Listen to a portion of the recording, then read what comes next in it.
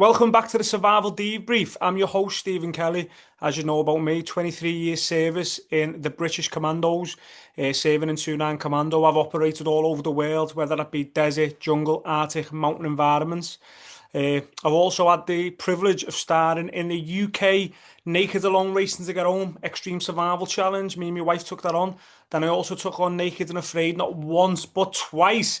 And I'm so happy today. We've got another amazing guest. Ernie, he is one of the biggest fans of the show. I've watched him throughout years in the Facebook groups, and I love the fact he's went and took on a fan challenge and he's here today. How are you, Ernie? You okay? Man, I'm on top of the world, dude, man. How many people get to live their dream, man? I'm great, man. It's so awesome to meet you, man. This is our first time able to talk.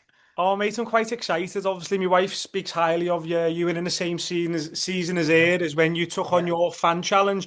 But obviously, I mean, what I want to get onto and what I want to allude to, Ernie, is how did it all come about? So you've been serving in the military now for years. You're a serving soldier like myself, and you've managed to get away, do these types of challenges, being a fan of the show as well. How did that happen? If you getting away and being on a fan challenge, where did it all come from? Oh man, it took me 3 years applying before I actually got on a challenge, and I've spent 30 years in the Army. And like you were saying, you have to. Lucky for me, I had the support of my command, and they thought it was the funniest thing. They're like, "You're doing what?" And I was like, "Yeah, I know, it's crazy," and they thought it was just great. So I did have a lot of their support out of nowhere to ask. So it was easy to ask them. The Even with today's climate, they were very supportive. So it wasn't too difficult. Mate, that's amazing, Ernie. Believe it or not, I actually was went through the process of being on the show back in 2014, and Oh, yeah, that's how long ago I should have been on it. I went through all the process, had all my interviews, then I couldn't get the time to get away when it came to mhm. actually going on it, and Yeah. I lost my opportunity till 2023, and came back around full circle, and I managed to get on there and take on Columbia Jungle, which was absolutely amazing. But that's brilliant that you had your team behind you and they give you support. Mhm. I know what it's like in the military. We're away all the time. We've got to Yeah. serve the country. So amazing effort getting out there. I was counting the days that I've been away from my family, and it's been years. I have 4 kids, and I've only been home for one of their births. Wow, mate, likewise, my Yeah. unit what I serve in, we're away 6 to 9 months every year. It's Yeah. been a busy, busy time. So good effort, though. Good effort that you got to get out there and do it. But talking about your challenge, being a number one fan of the show, right? You've been a big fan of the show for years. You've been applying, like you said, for 3 years. What was your first feeling like when you're on your little truck and you're going out there?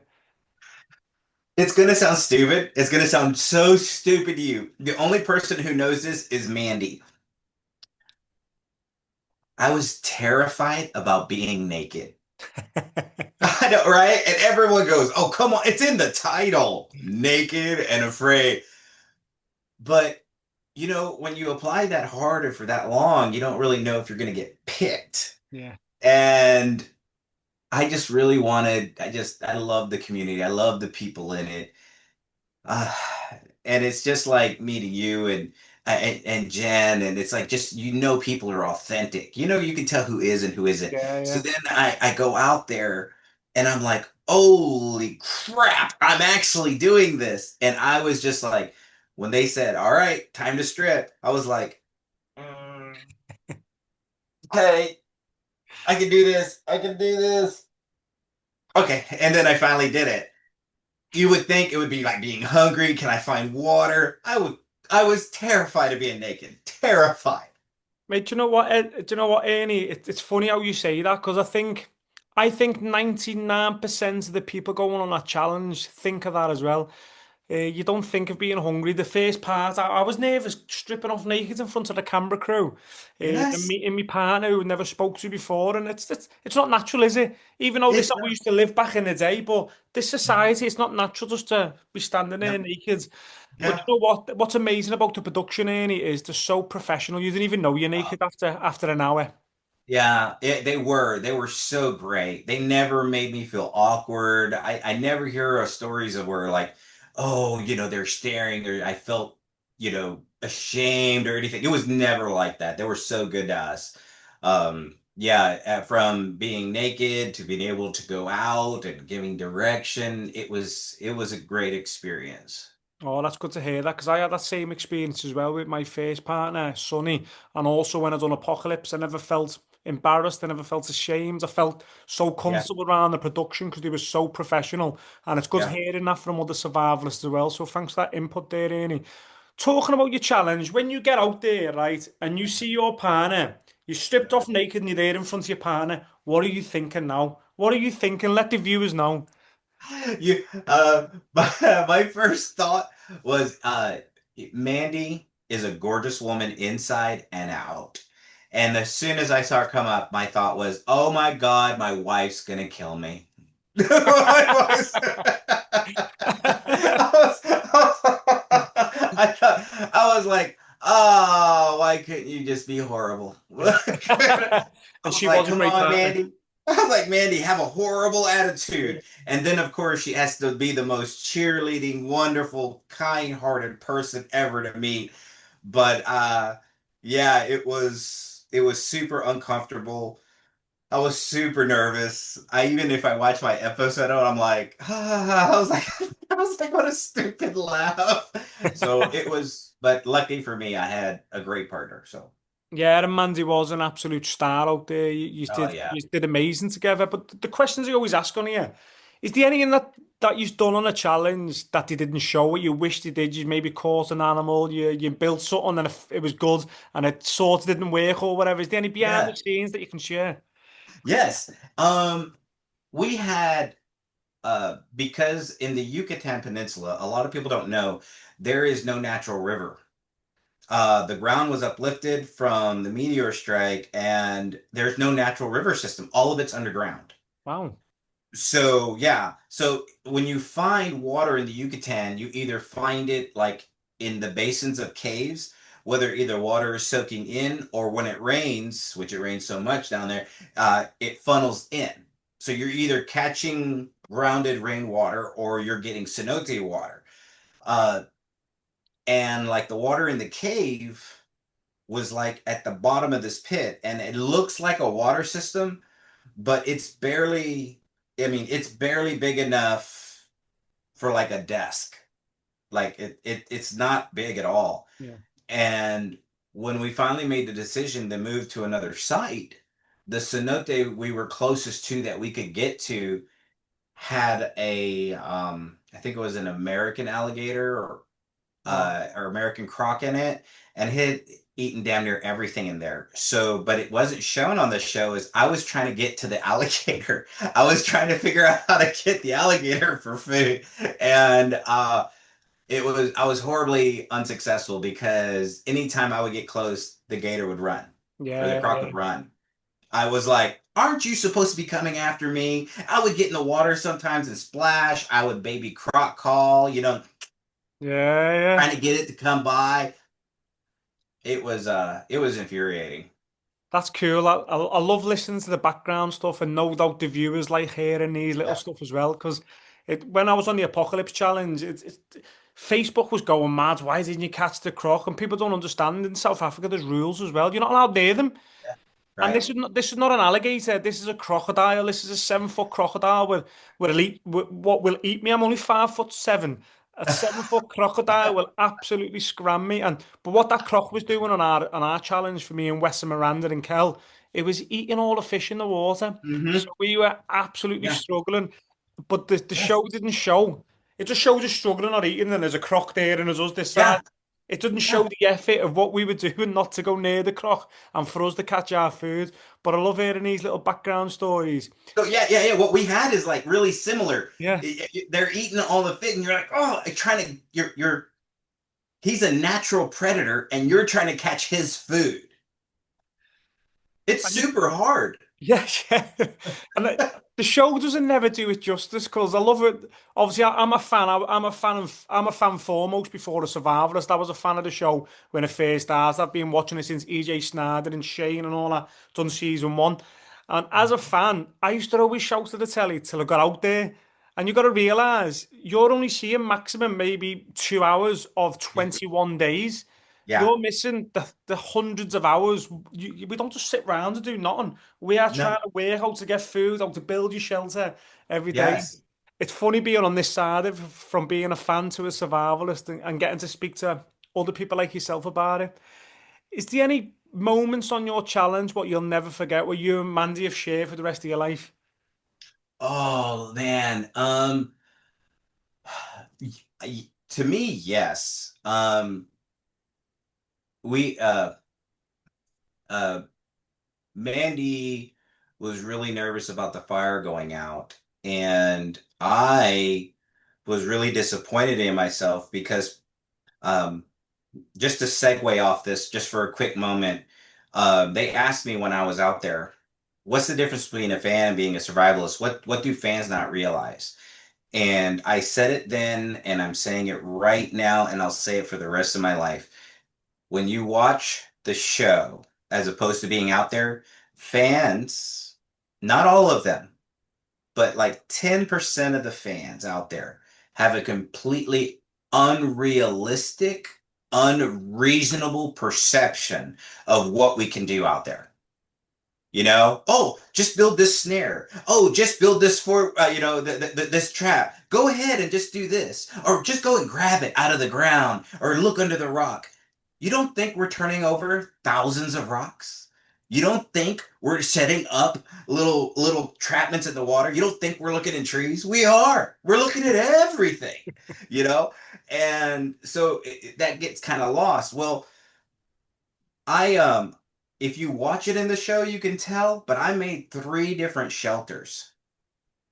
But on this one particular night, I just it got too dark. I was still trying to build onto it, but I couldn't see anymore. Yeah. And I was just trying to fill in and it rained.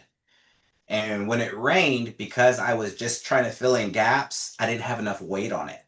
So when the storm hits, what happens, right? I mean, anyone who's been out there knows wind will kick your ass before the rain hits. And then once that rain hits, it's just miserable. And one night we're out there and my shelter started leaking and Mandy was worried about the fire and we're both in a bad place. And I just remember I was like, let's save the fire. We're going to crawl up. I put my arm around her and I'm like, Mandy, we're going to get through. It's fine. We're just going to bear down together. And she goes, it's hours till morning. And I went, let's find something to talk about. You know, it's going to be okay. Look, we're going to stay warm. Our front half will be warm and our backside will be frozen. And we both kind of went in and out of just this hurts, like physical pain. Yeah. Um, and the next day is what you see when Mandy goes, we made it through it. I was really hurting, and we were both had some really negative talk during that. But in the end, we were both sitting there, and I was like, I'm so proud of you Yeah. because being there for her really helped me. And I'll never forget that suffering that night because it sucked bad. I like hearing that, Ernie, because there's a lot of suffering when you're out on these challenges. What the fans don't really appreciate, and like you were saying, watching it on TV, why didn't you grab that? Why didn't you build that? Why didn't you do that? You got to remember, boiling water, collecting firewood, and constantly fixing the roof of your shelter is a full-time job. It's Before full time. Yeah, before you've made cordage, before you've made the traps, these are extras on top of just your basics living, and people don't really understand that and don't appreciate it unless they've been out on these types of challenges. So it was good hearing your intake on that because I'm always saying that I hate it when the fans go a bit crazy. The 10% of fans go a bit crazy on social media saying, Mhm. "Why don't you do this? Why don't you do that?" I'm trying everything. I don't stop. No, Yeah, I swear. Oh, and then the days get shorter yeah. because if the jungle, the canopies, if you're supposed to have 8 hours, you really only have 6 hours of sunlight because Mm. it gets so dark so quick. Yeah, yeah. And people don't appreciate that. Yeah, because they can't feel it. Yeah, But exactly that. We need to get them all out on these challenges. You get all the fans on a big tribes episode and leave them on an island for 21 yes, days. absolutely. Oh, But I have being a huge fan, I am a moderator admin on True Fans of Naked and Afraid, the official, unofficial, and Naked and Afraid XL and news. And I have to tell you, the 90% of fans, they love you, they love Jen, they just love the show, everyone involved, everyone from season one with EJ and Shane, like you were saying, Yeah. all the way up. They are incredibly supportive. And that's They're what I just like to see about amazing. that. That's They're what I like to see. amazing. Yeah. Nah, it's cool, man. It is cool and seeing what you're doing in your. You got to remember, you're a full-time soldier. This is in your spare time. You're Yeah. running these groups while getting home, trying to look after the family, be there for the wife, be there for the kids, and you're putting your time and effort in to help the fans, speak to the Yeah. survivalists, and do all that type of stuff. So honestly, kudos to you, Ernie, for digging in deep to do that. But there's I another few appreciate it. questions. Hey, I got great moderators, Brittany, Gabe, Jody. I couldn't do it without them. Yeah. They they do amazing things. Yeah, you have got a good team, really good I team, do. to be honest. But Yeah. I've got a few other questions I want to go and ask you. Now, you went out there, you and Mandy, you completed your fan challenge. What was that like getting to the end? What was it? What was you feeling like after 14 days? Um, you know what? I know it's kind of the famous line there at the end is like from watching the show, extraction's gonna suck so bad.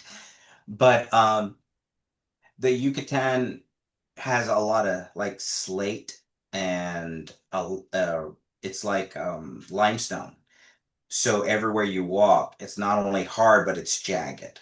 Yeah, And you watch extraction after extraction and you get the idea of how long it is, but the brutality on my feet over every step pounding, and then you'd have the vines and the thorns. Um, it felt like it was never going to end. Like in my head, I knew it was going to end, yeah. but it was I didn't it wasn't that I was tired. It's just my feet hurt so bad by the time I got to the end. It felt like it was never going to end, man. I remember being in Colombia on my first challenge with my partner Sonny, and her feet were so tough. And I'm in the military, I'm wearing boots every day, so my feet are actually quite moist and soft for Yeah, sweating all the time. yeah, So when I was out there, believe it or not, when you watch it, it looks like you're walking on nice soft grass. It was volcanic rock. And my yeah. feet were ripping apart, and I'm looking at my partner, Sonny, and she's tough as nails. She's running everywhere. Didn't have no feeling to her feet. And I ended up putting my shoes on when I made and I had to walk the rest of it in shoes. And she was like, nah, I'm okay. And I'm like, how are you doing that? She's tiny, a little tiny Canadian girl. She's I tough said the as same thing. nails. Yeah. I was I said the same suffering. thing to Mandy. I was like, she's floating across rocks like a little fairy. I'm like, how are you doing this? I'm dying. I was suffering. But here's another Yeah. one for you as well, Ernie. Here's another one for you. Now you completed your challenge. Absolutely amazing experience from being a fan to Hmm. being a survivalist. Now here's a question I always ask everyone, whether they've done a 14-day, 21, 40 or 60. If you got a phone call tomorrow, would you go and do a 21? Absolutely. Oh, mate. Anywhere, anytime. I'm ready to go. And I think we're ready to watch it. So fingers crossed, if you're watching this production, give him a phone call. We want to watch Ernie back out there. Come on. Hey man, I was so glad to see you coming out on Apocalypse. Oh, mate. I was excited for it. I love your energy. I love that you're positive. I love that you're team oriented. I love that you look for solutions. And I think that kind of mindset, that open mindset, being resilient and just going with what works. I think for those of us in the military, we're used to adapting. Yeah. You know, it doesn't matter if you're English, Scottish, American. It doesn't matter if you're what color you are. It doesn't matter what your religion you are. If we're a team, we're gonna get it done. Exactly that. And that's how I Yeah, operate, Ernie, exactly like that. I don't care yeah, your race, your religion, your beliefs. yeah, If we're a team, we're gonna do it together, and we're yeah, gonna work around it. yeah. That's how I operate. And I was lucky when I was on my Apocalypse Challenge. I had an amazing team member, which was Wes. I had Miranda, an amazing girl, Kel, an amazing girl. Unfortunately, their bodies couldn't handle the temperature and the starvation. Yes. Hopefully, we get to see them back. Then when we all merged, everyone was a great group of people. Was Stephen, Yeah, you yeah, had Frank, Yeah. Teal, Lex, Joe, Yeah. really good bunch of people, and I was privileged to be out there with them, and I'd love to go back out there again. If I get a phone call today, I'll be gone tomorrow, and I'm ready for. I want to do 100 days. Someone just needs I to give hear me the you. chance. I'm ready Yeah. for it. Yeah. I'm gonna tell you what's intimidating as a fan is I still get goosebumps when I get to talk to people like you. Seriously, because I still consider myself really just a fan still. And sometimes people are like, "No, you're not just a fan anymore." And I'm like, "No, I'm always going to be a fan. I can't. I'll always collect pictures, and Yeah, I'll yeah. always look to you guys. And I would love to go on Apocalypse. I'd love to go on a challenge with you, man. It would be great. And I hope they continue to look for you to be on other challenges because you are a cornerstone to keeping a team together. You really are. Oh no, likewise, Ernie, I'd love to be out there with you, mate. I've seen how you operate on your challenge. You're empathetic. You're a leader. You can think outside the box, which is amazing. And I'd love to be out there Thanks. with you as well. So you never know, mate. You never know. They might get us out there, and we'll be our balls will be rubbing in the mud somewhere, struggling around a fire. You never know, mate. It might happen. Sure. It might Why happen. not? But we're coming to the end of this podcast now. We're nearly over, and I've only got a few more questions for you. Everyone who's come on this challenge, I've asked them, give me the three top tips. If someone new wants to go in the great outdoors, whether they want to go camping, hiking, what top tips would you give to a newbie who wants to start exploring and going on adventures? One is get out of your comfort zone. So walk around without shoes everywhere. If you're just trying to rub them in concrete or walk on stuff, no, you need to walk on rocks. You need to walk through fields. You need to be uncomfortable. Two, you need to find a way to be naked outside.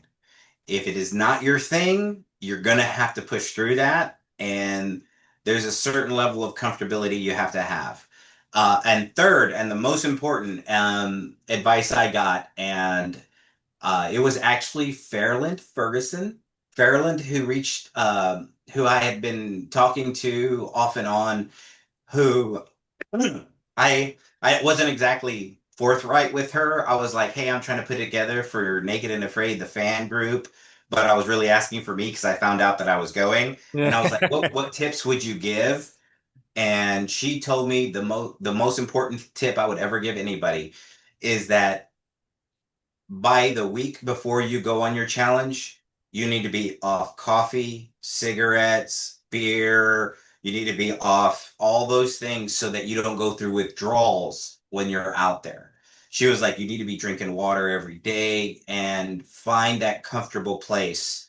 Um, because so many people who've gone on Naked and Afraid, they can't handle river water.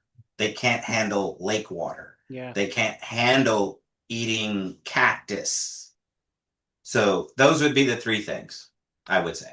It's funny how people prepare things. So with me, when I was going on my challenge, I was eating and drinking coffee and beer up till the second I went out, and I can just turn it off. Like I haven't actually got an addictive personality, so I don't smoke. I'm not really a drinker.